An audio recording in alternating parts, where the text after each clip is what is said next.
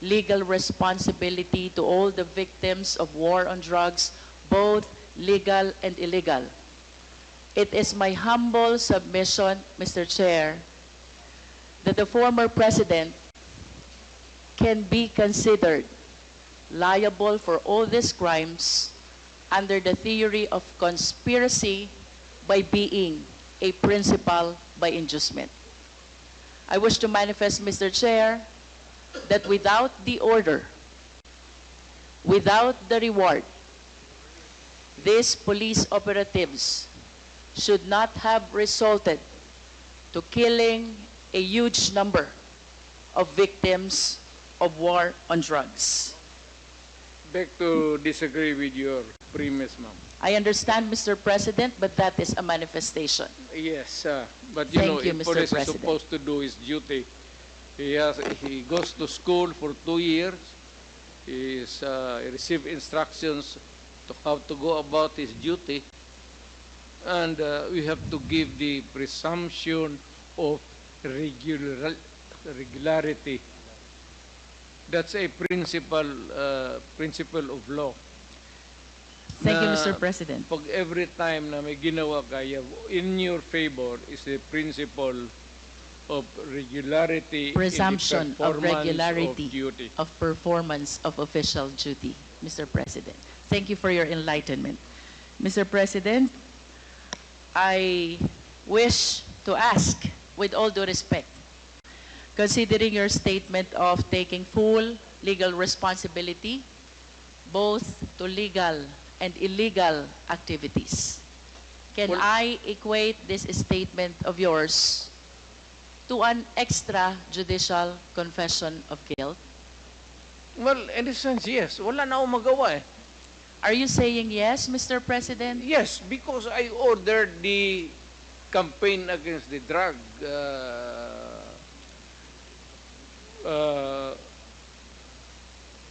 syndicates. At kung anong ginawa nila, whether illegal or not, it was ako ang nag-utos. In that sense, I take that responsibility of their actions. Wala akong magawa eh. Commander ako, nag-utos ako. Puntahan ninyo yan. Just like a commander, or not a military, police, iutusan mo. Pag may nangyari dyan, magkabulyaso, whether right or wrong, iyo yan. Iyo talaga yan. Kung hindi ka naman bobo na mayor, hindi mo iwanan yung tao na inutusan mo.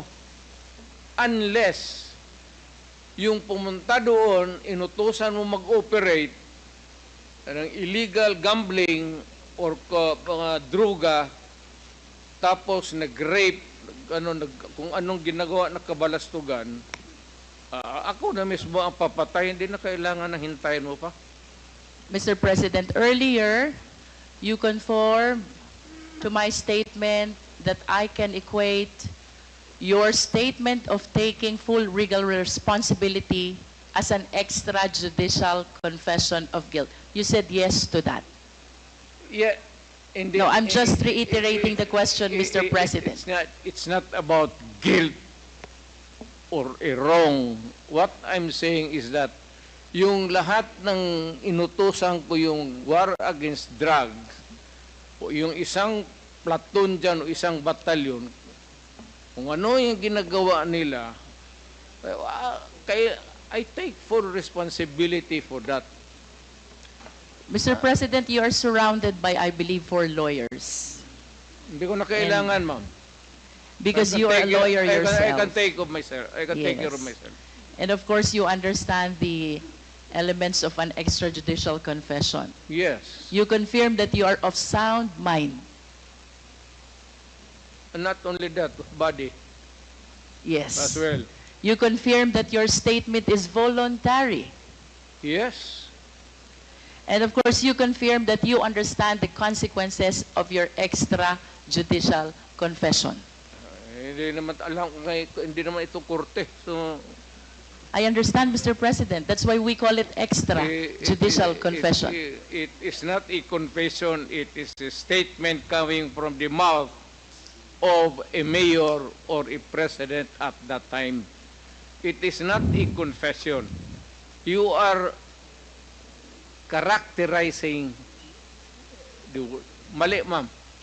The only one, Do not characterize that as a wrong.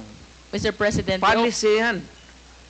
the only one that is missing among these elements is that it should be in writing. Eh, what? And my question will you be willing to translate into writing the statement that you earlier said? Hindi na nga ako marunong, yung pirma ko noon, hindi na nga pirma ko ngayon. But of course, you have a lawyers to help and assist you prepare this written document. Hindi ko na kailangan yan. Babait ko pa writing dito na ngayon. It's documented by the records here. Magtanong na kayo ng magtanong. Anong gusto mong tanongin? Criminal? Again, to substantiate the courage that he was able to show during the initial part of this hearing. Mr. President, in the past hearing of Quadcom, may 30 Chinese drug lords na napatay sa Davao Penal Colony. Are you willing to take accountability and responsibility also for this? Wala na ako niyan, ma'am. Nandito na ako sa Maynila. So, you are saying no.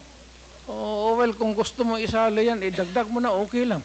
How about the death of General Barayuga, the PSCSO Secretary? Are you willing to take full legal responsibility for this? I do not kill generals. The death of Mayor Aldong Parohinog and the 15 others in Osamis City, are you taking full responsibility on this? Hindi ako nagpapatay ng mga mayor, ma'am. The death of Mayor Espinosa of Albuera Leyte, are you taking full responsibility on this? Hindi ko, ma'am. That's my birthplace. The death of Tony Halili in Tanawan City. Malayo yan sa akin, ma'am. The death of Mayor Perez of Los Baños. Lalo na. Ibalik ko po dun sa una niyong sinabi. If you are denying all this, alin po yung tinutukoy nyo when you said you are taking full legal responsibility to all the victims of war on drugs, both legal and illegal? Yes. Kasi order ko kasi that was my campaign against drug.